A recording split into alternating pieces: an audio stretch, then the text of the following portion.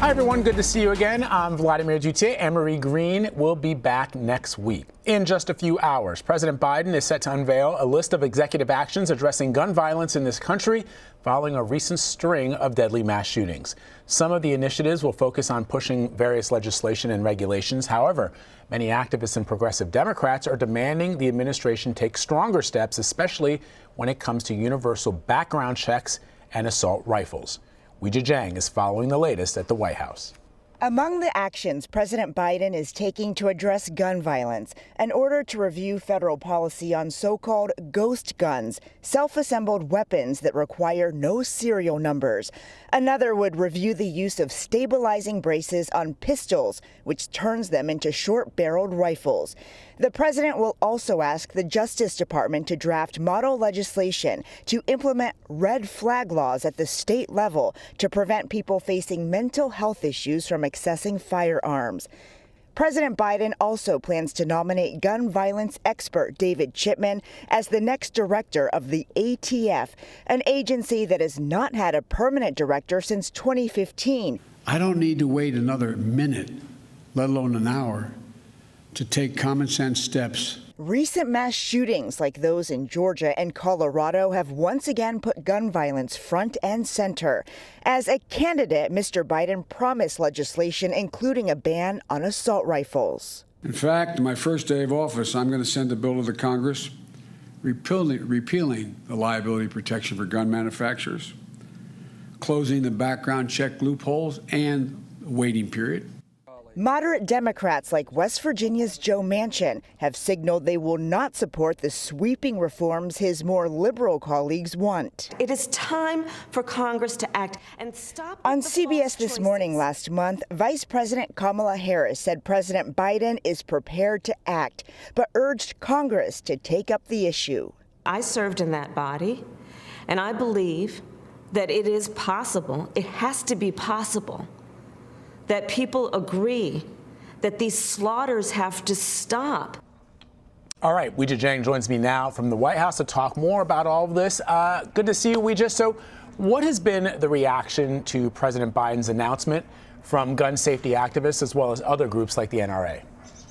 So it's no surprising, Vlad, that the NRA issued a pretty prompt statement saying that these actions could mean that law-abiding citizens have to surrender their lawful property, and the association is promising to fight. But then you have other groups like Every Town for Gun Safety, as an example, that is saying, you know, this is a major victory that will save lives. So, the reaction has been as expected from both sides, but we expect to hear even more once the president actually formally makes this announcement later this morning.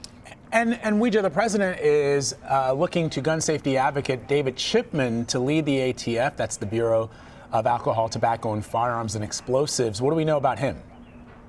So he is very well known among gun control advocates. In fact, he was a special agent under the ATF for 25 years. And in more recent years, after he left the agency, he's been very vocal, penning op-eds and speaking out in interviews, in addition to serving as a senior policy advisor for the organization that was founded by former Congresswoman Gabby Giffords, who, of course, was shot herself and became a gun advocate in 2011. So he is really well known, and that is why the White House is saying he's the perfect candidate, but it's not going to be that easy for him to clinch the job. And that's precisely why there has not been a director of the ATF since 2015, because Republicans have over and over successfully blocked any nomination from becoming an actual position, a permanent position. And so it is going to be a challenge for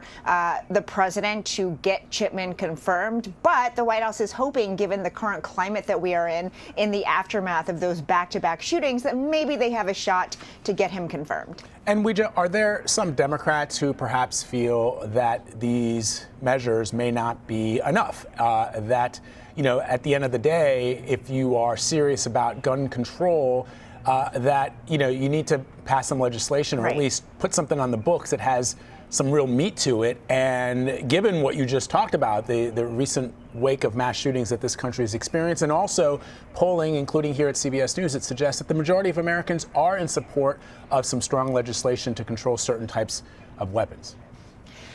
Yeah, absolutely. And Democrats are frustrated, and they have been for decades, frankly, trying to change the gun laws in this country unsuccessfully. And in fact, there are two measures right now that the House has already approved that would expand background checks for people who want to purchase a gun, but, doesn't have the support required in the Senate. And so that's why, this is something that will be tricky and a long haul, and exactly why the administration stresses what the president is doing today are simply initial steps, because frankly, Vlad, there's only so much that he can do by himself, and the measures today don't have real teeth in terms of a ban on assault rifles, for example, or repealing liability protections for gun manufacturers, which is something that the president mentioned he wanted to do on day one in office through legislation. And so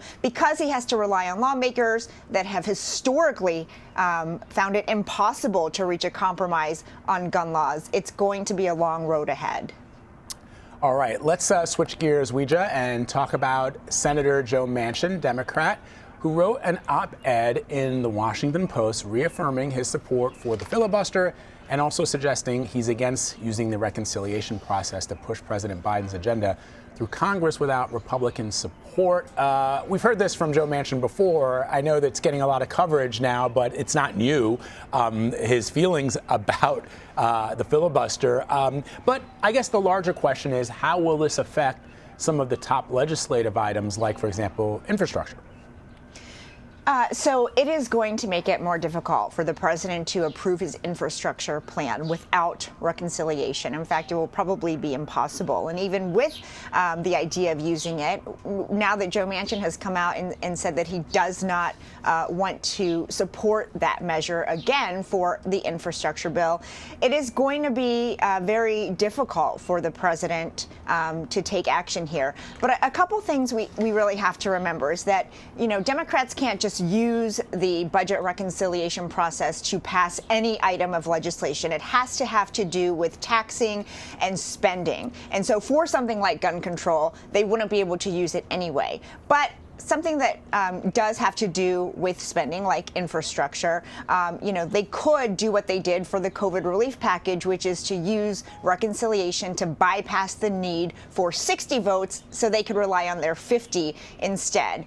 But, it's important that Joe Manchin put this in writing, because now, the president can't just rely on the Democrats to go about it, to do anything without Republican support, because Manchin says, look, we have to do our jobs, and our job is not to rely on a process that allows us to alienate our Republican colleagues. Our job is to find compromise with them. But he also called on the GOP to stop saying no right away to every idea, every legislative item that the president puts forward, because they have to come to the table as well and try to reach a deal. And so, like you mentioned, Vlad, this is not a surprise, but it is really telling and significant that he put it in writing in this way.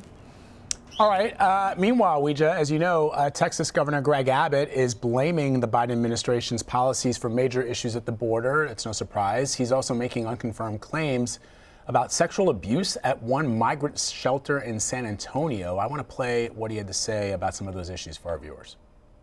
This facility is a health and safety nightmare. The Biden administration is now presiding over the abuse of children. To end this abuse, the Biden administration must immediately shut down this facility.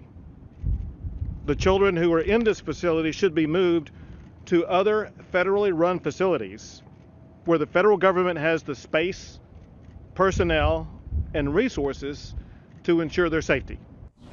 All right, Weijia, how's the White House responding to Governor Abbott? Well, the White House says that certainly they take the safety and well-being of children as their top priority. But as of right now, they say they do not see a reason to shut down this particular facility that the governor is talking about, which is the San Antonio Freeman Coliseum, as an intake site for those children who are coming across the border and are seeking refuge. However, the White House says that the Department of Health and Human Services will be looking into these claims to see if any of them are valid. But in the meantime, it will remain open. But these are certainly extremely disturbing claims from the governor, and it would be important to see some evidence of what he is alleging because of the severity of the allegations. And as such, we have, as of now, we have not yet seen that evidence from the governor's office. Right. Weijia, always great to talk to you, my friend. Thank you very much. Thanks, Vlad.